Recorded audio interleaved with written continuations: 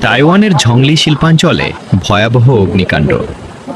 ঝংলি জেলায় অবস্থিত একটি ধাতব কারখানায় ভয়াবহ অগ্নিকাণ্ডের ঘটনা ঘটেছে। দাউ দাউ করে জ্বলছে কারখানার প্রতিটি অংশ। ঘটনাস্থলে পৌঁছে আগুন নিয়ন্ত্রণে কাজ করছে ফায়ার সার্ভিসের একাধিক ইউনিট।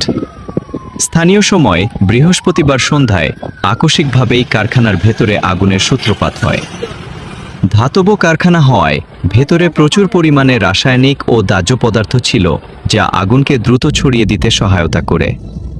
আগুনের তীব্রতায় কারখানার মূল কাঠামো ধসে পড়ার আশঙ্কা দেখা দিয়েছে।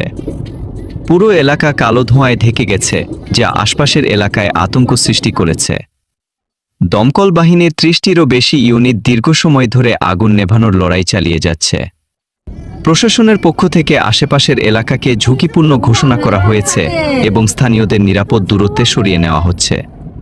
অগ্নিকাণ্ডের সময় কারখানায় কতজন শ্রমিক ছিলেন বা কেউ ভেতরে আটকা পড়েছেন কিনা তা তাৎক্ষণিকভাবে নিশ্চিত হওয়া যায়নি। হতাহতের সংখ্যা এখনও অস্পষ্ট।